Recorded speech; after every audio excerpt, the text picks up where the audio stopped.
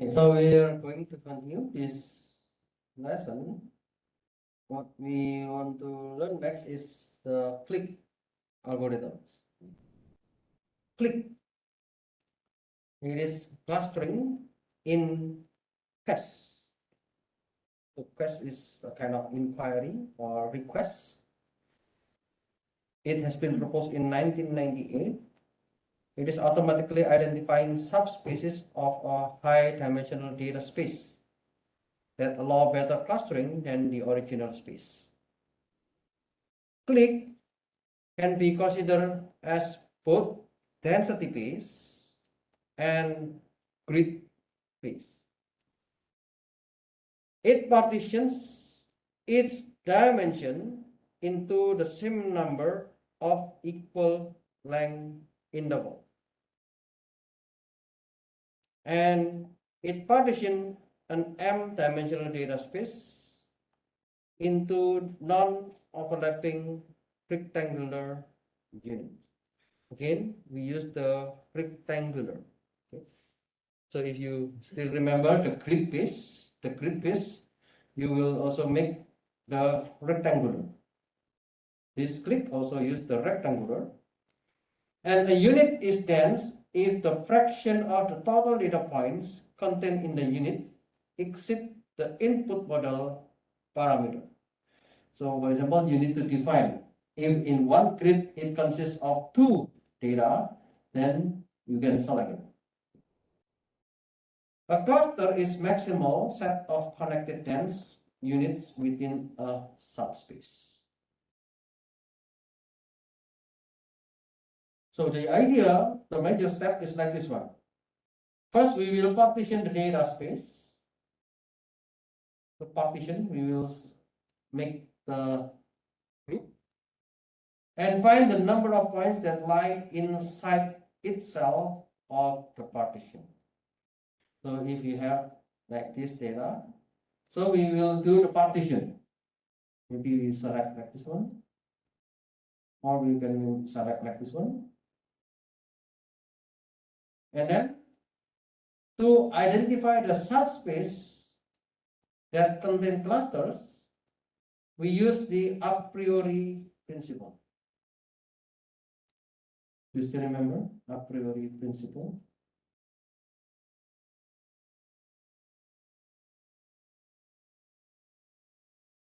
It is in the association rule. Okay. One of the principle of the a priori is if the subset is not frequent, then the superset is not frequent. Okay.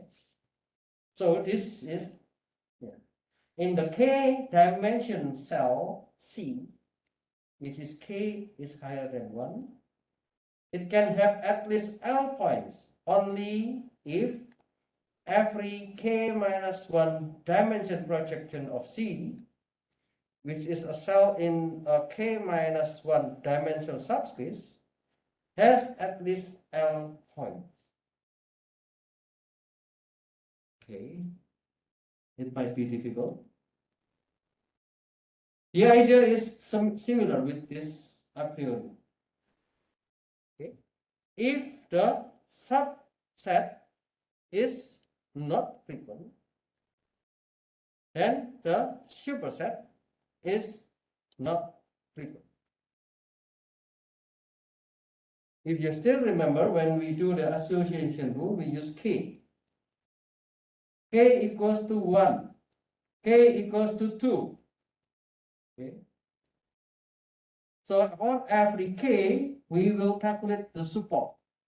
The support means how many items in that transaction, or how many items in one transaction DP. And then we will check if it is frequent in the k equals to 2, then it may be frequent in the k equals to 3. If it is not frequent in the k equals to 2, then it is not frequent in the k equals to 2. So that is the concept, and we can use it also in the clip. So if a cell is not dense in the k minus 1 dimensional subspace, then it is not dense in the k-dimensional space. So if it is not dense in the k equals to 2, then it is not dense in the k equals to 3. So we can identify clusters. We can determine the dense units in all subspaces of interest. And we can determine the connected dense units.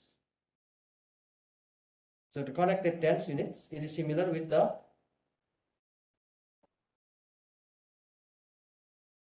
problem that we learned here, the density connected.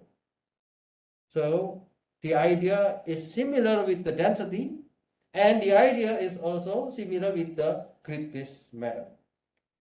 That's why sometimes they categorize this clique as grid, sometimes they categorize as density. But I think it is more into the grid-based method. So generate the minimal description for the clusters. We need to determine the maximal regions that cover a cluster of connected dense units for its cluster. We can determination of minimal cover for its cluster. Okay, let's see with example. When we have the clique, usually we just have our minimum description. What is the minimum description? This kind of minimum description is based on every organization or every analyst. If you are the analyst of the organization, then you can determine this description. For example, I have this X is 8, and then I have this Y as the salary. Okay. And what I'm going to set this minimal description is, let's suppose I have the criteria. The age is between 25 until 45. The age is between 25 until 45. So it means this one. And then the salary, yeah, this is N. Salary is in between 3 and 7. Salary is in between 3 and 7. Or, yeah, we can also union with 35 until 50, 35 until 50, and the salary is between 2 until 6. The salary is between 2 until 6. So based on this, we can make the grid. So the grid is somehow like this one. And this one is regarded as outline. So this kind of description, you need to make this definition. You need to make this description, and this is very subjective. And sometimes we need to check the data, how many data are available in that particular grid. So for example, I know that in this particular grid there should be at least 2 data. Then with that minimum input or with that minimum data, we can define this grid. So let's say in another data, we have like this one. So I want to check, I want to make this cluster. And this cluster has their own description. In this cluster, we have the age, the same. And the Y is about the vacation. So how many weeks vacation that the employee get, or how many weeks that the employee did the vacation. So in this case, I will make the description between 20 until 51, and then I make the vacations in between 1 until 3, and then 2 until 4, and then I have also another description until 5 weeks. So we can have the cluster result like this one. And if we have this minimum description, and if we have this minimum description, then we can make another point of view for the clustering based on this aids. We can look at the salary and the vacation data. So the salary data, maybe this, yeah, in here, and we have the vacation data in this one. So we can map, okay? We can map together based on this one and based on this one. So what is the clusters based on this and this description? So this is the dance unit found with respect to the age for the dimension, salary, and vacation. They are intersected to provide a candidate search space for dance unit of higher dimensionality. So maybe I would like to know, is there any grouping from the perspective of the salary and the vacation?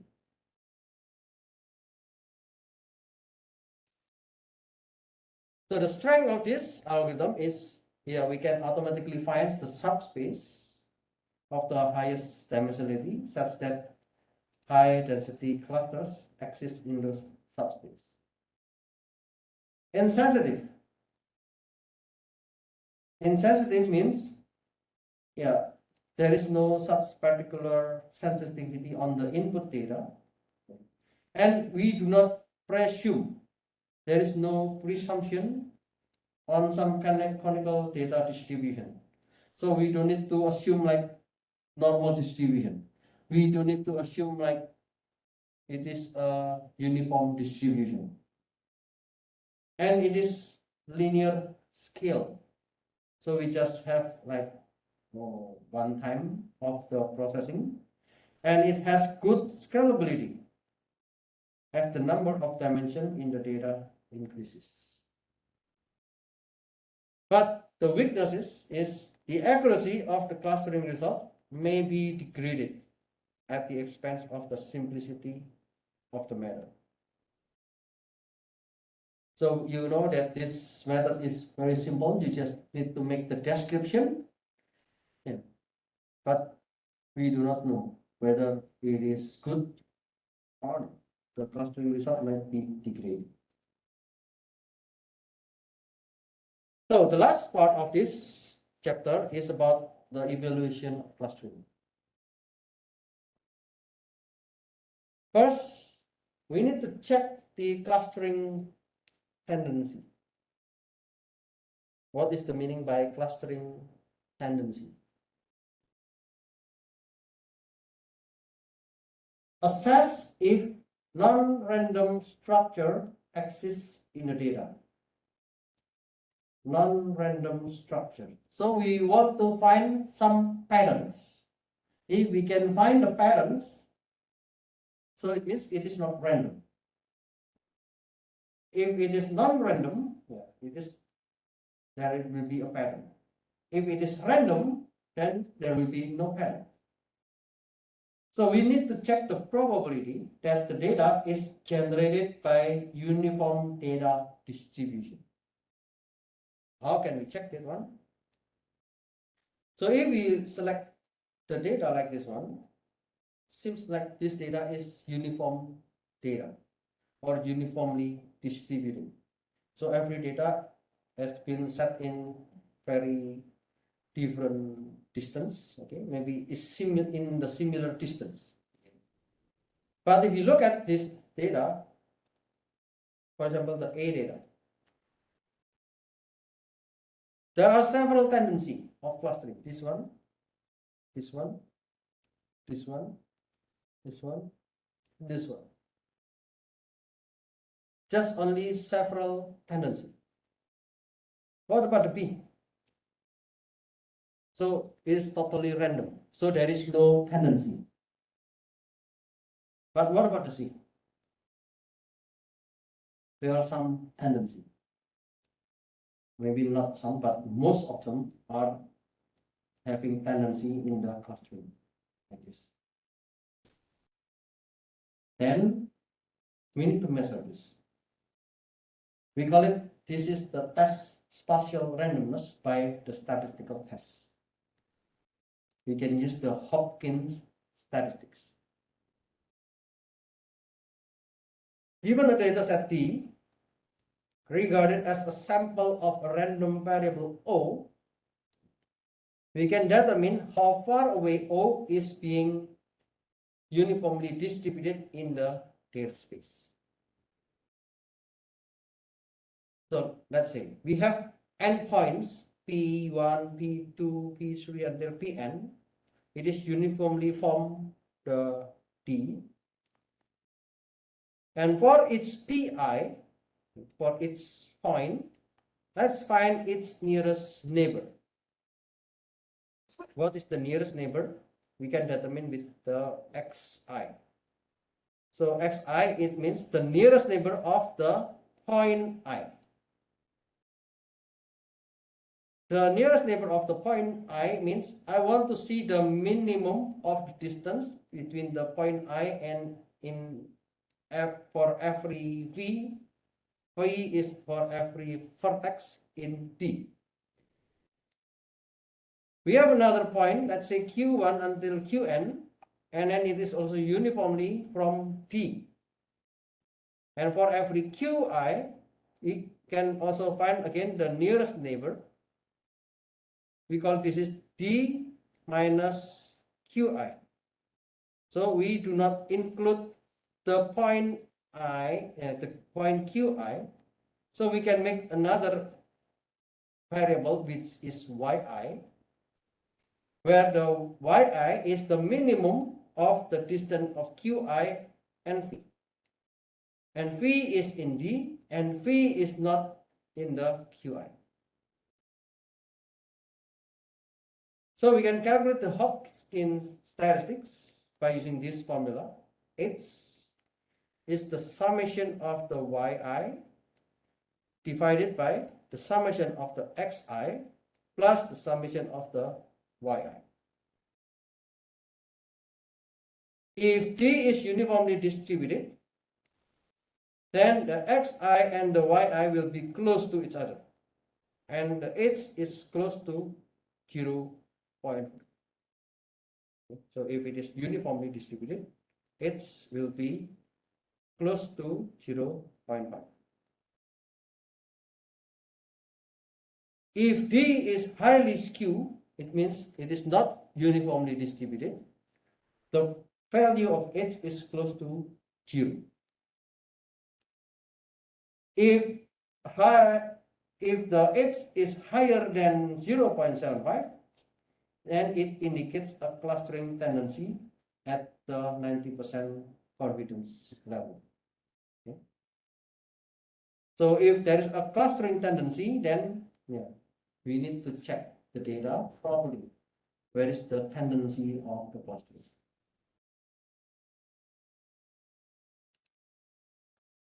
There is another way to determine the number of clusters. We can use the empirical method. The empirical method, we assume that the number of clusters that we need to check is square root of n divided by 2. N is the number of the data, divided by 2, and then we square it. It is for the data set with the n points. It means we need to make some experiments from the cluster equal to 2 until this number of clusters, and we need to see the elbow method. What is elbow? Elbow. This elbow is our arm. If you can see that this angle, this angle is the turning point. If you look at your arm, so this is the lowest turning point from the 3.5 we have a very big gap until 1.5. And then from this point, we have another gap. From this point, we have another gap. From this point, we have a smaller gap. So the biggest gap, we can see something like elbow. That's why they call it the elbow method. It is using the turning point in the curve of sum within cluster variance with regard to the number of clusters. So this one is the number of cluster 2. So we have this error. The number of cluster 3, we have this error. The number of cluster 4, we have this error. It means if the number of cluster is high, then the error will be lower and lower and lower. If the number of cluster equal to n, so k, if it is equal to n, what does it mean? Then there is no need to make clustering because the k equals to n. So the number of data equals to the number of clusters. What we want to do is to make clusters in the range of the smaller numbers of k. Maybe in this case, we can see that 2 or 3 or 4. So sometimes we cannot just make sure that it is 2 is the best, but in this case we can select a range of area 2 or 3 or 4. Sum of within cluster variance. So if you look at the PowerPoint, when we learn about the k-means, what we check on the k-means is the sum of square errors, SSE. This is the same sum of within cluster variance, or this one is the sum of squares. So this is the sum of square distance of each data point from the centroid of the cluster. And the ideal number of cluster is when a gradient of the sum of squares gets quite low. So because it is the elbow method, maybe once we have this one, maybe this is the range that we can choose for the clustering. Of course, this is very subjective. It depends on your data. We can have the cross-validation methods. You still remember cross-validation? When we have the data, we can divide the data into m parts. So the same with the cross-validation that we learned. We have 1, 2, 3, 4, 5. For example, we want to separate this one into 5 parts. Then m-1 parts, we will use it to obtain the clustering model. So I will use this, and this to create the clustering model, and then use the remaining part to test the quality of clustering. So I will use this one for testing the quality of the clustering. How can we check the quality? So for each point in the test set, find the closest centroid. So we need to find the closest centroid to every of this cluster, and use the sum of square distance between all points in the test set and the closest centroids to measure how well the model fits with the test set. So we can find from this data what is the best centroid. After we have the centroid, then we can also use this test set and check the centroid of the test set with this one. Check the centroid with this one. Check the centroid of the test set with this one. Until we find the best centroid to represent this test set, and then for any k which is higher than 0, then repeat m times. Then we will repeat again. We already select 5, part. Then we will use this one as the training. We use this, and this to make the clustering model, and we will use this as the testing, and so on. So the same with the cross validation. Oh, before I forgot. So next week we will have quiz. Okay. So please prepare yourself, and the quiz will be closed book. Okay.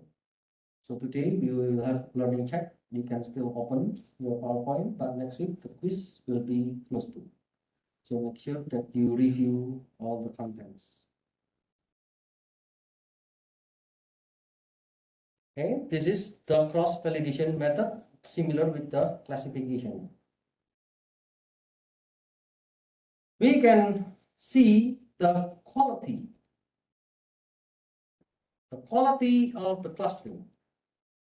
The quality of clustering, we have two, extrinsic and intrinsic.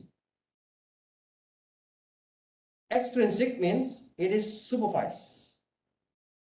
Supervised, supervised learning. What is supervised?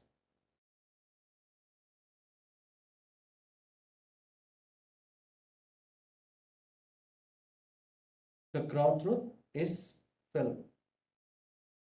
Okay. The data set iris is one of the example. You know the flower setosa.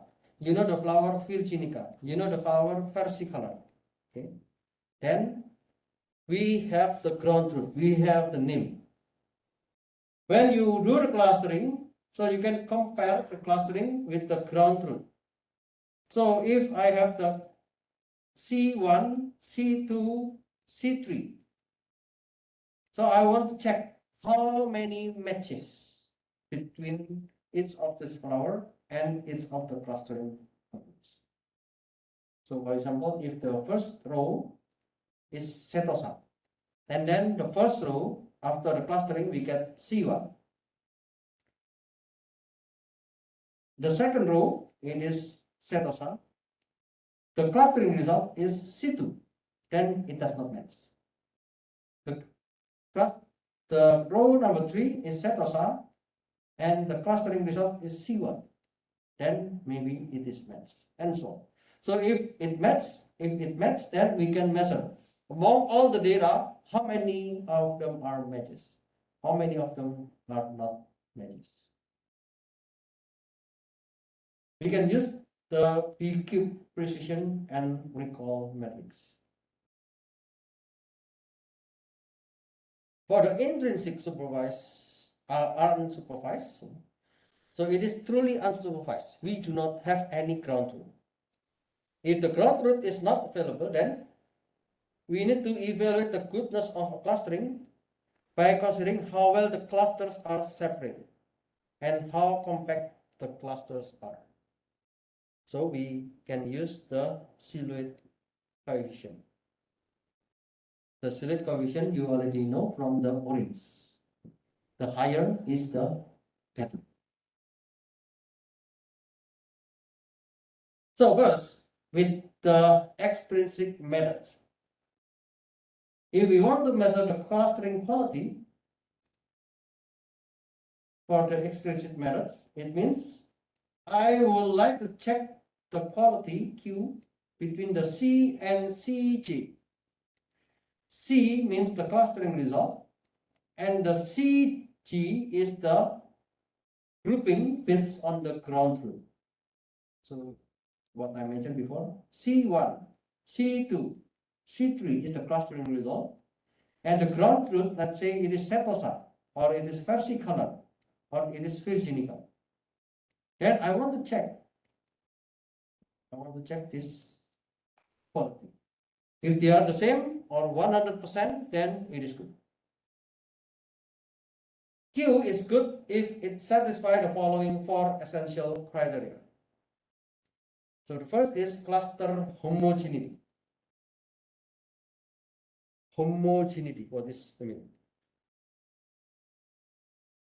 The purer the better. The purer, the better means if you can look at the data, maybe this is the ground truth, this is the clustering result. If the ground truth is like this one, and the clustering result is like this one, then you can see, yeah, it is not pure because one of them in the clustering result, yeah, this is pure, is better, but the ground truth, yeah, it goes to the same group. So the homogeneity, yeah, it is one of the criteria to check whether it is in good quality or not. Cluster completeness. Cluster completeness means we need to assign the objects belong to the same category in the ground truth. So if it is in the Setosa, then it should be in the Setosa. If it is in the versicolor, it should be in the versicolor. The same with this one. If the ground truth is grouping with the 4 objects, so this result clustering should be also in the 4. If this one is separately, then it should be separately. If it is 2 separately, then it should be also 2 separately. If it is 1 circle, then this one also should be in 1 circle. Right back. Right back means we can put the heterogeneous object into a pure cluster. So if it is heterogeneous, and if it is in the one cluster, then it should be penalties. So we need to give some penalty. Let's say if this one is the clustering, this is the ground truth, and this is the clustering result. So the ground truth, one of them is in the below part, in the below group, but the clustering result give you this object with the upper part. Then we need to give some kind of penalty. And the other is small cluster preservation. It means we can split a small category into pieces. It's more harmful than splitting a large category into pieces. So for example, I know that this one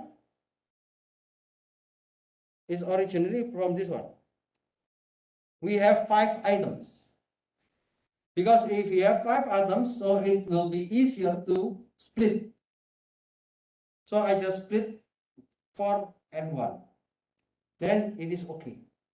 But if you have only 2, you have only 2 data and then you split it, then splitting a small category into pieces is more harmful. So if the data is already small, if you split it more, then it is more harmful. That's the criteria to do the extrinsic methods. So the matrix, we call it B-cube precision and recall matrix. So it is based on the database O1 until ON. It is the object. So this is the object of the data, and I want to make the object understand the cluster. So we have L. L is the category of the object O given by the ground truth. And then we have C, is the cluster of the object I. So let's say L means I know that this data is belong to Setosa. So the cluster result, I know that this data belong to the cluster 1. So I know the data is belong in the versicolor, and the cluster result is belong to C2. If it is Virginica, it is belong to C3. So I have the S,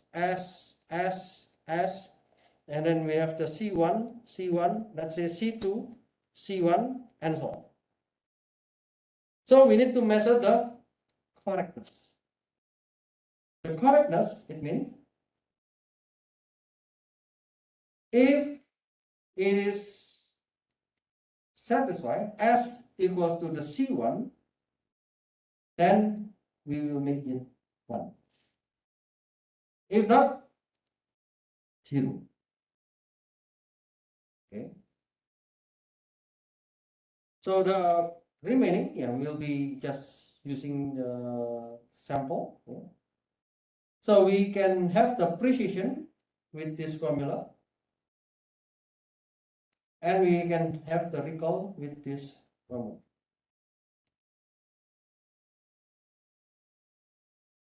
So when we just check the correctness, it means we will accumulate until we finish with all the data.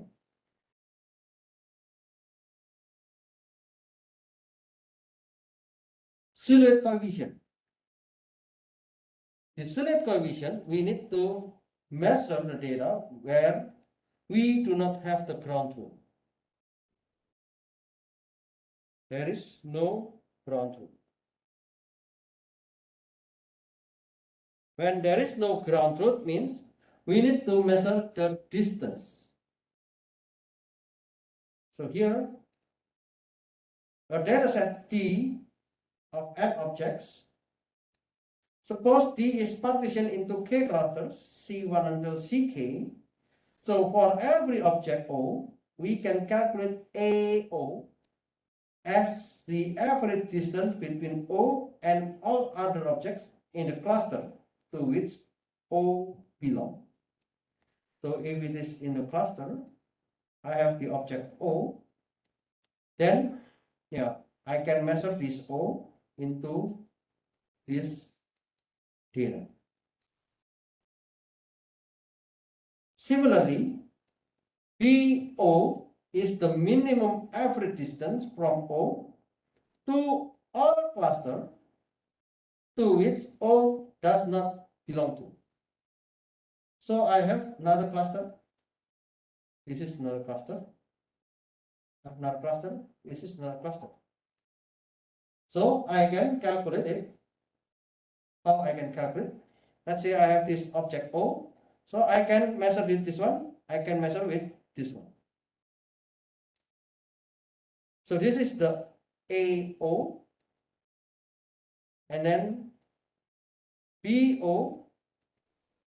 This is with regard to this cluster. And we have another BO with regard to this cluster. So at the end, we have the AO with using this formula. We have the BO, which we want to find the minimum average distance. So we can get this average, we can get the average distance, and then we can calculate the minimum. After we get the minimum, we put it into the variable BO. So the SO or the silhouette coefficient is equal to the BO minus AO divided by the maximum of AO and BO. So we call this is the compactness of the cluster to which O belongs, because it is only in one cluster. And B0, it is the degree to which O is separated from other clusters. The silhouette coefficient is in between 1 until -1. So as I mentioned to you, the higher number is the better. The silhouette coefficient of O approaches to 1. So the cluster containing O is compact and O is far away from other cluster. So if this O is far from different clusters, then it is good. That's why we call this is good clusters. But if it is negative, so it means the AO is higher than the BO. So O is closer to the objects in the other clusters. Then it is bad clusters. Okay. The key idea is only the BO and the AO. So that's all about the clustering. Yeah, we learned a lot of the clustering. So the cluster analysis groups objects based on their similarity, and it has wide applications. And we can measure the similarity. So the key idea is similarity. Similarity. So you know the Euclidean distance, you know the Manhattan distance, you know the supremum, and etc. If you understand the basic idea of the similarity, then you can have the idea what is the meaning by clustering. So clustering algorithms can be categorized into partitioning methods. Okay, we learned about k-means, k-means. Hierarchical methods, we learn about the Agnes or the hierarchical diffusive. Density-based method, grid-based method, and model-based method. So we do not learn this model-based method. K-means and k-means are popular partitioning-based clustering algorithms. Birds and chameleon. Okay, we don't learn this one. Sorry. We learn about the Agnes. Do you still remember? Agnes, agglomerative, agglomerative nesting, and Diana. Diana is the diffusive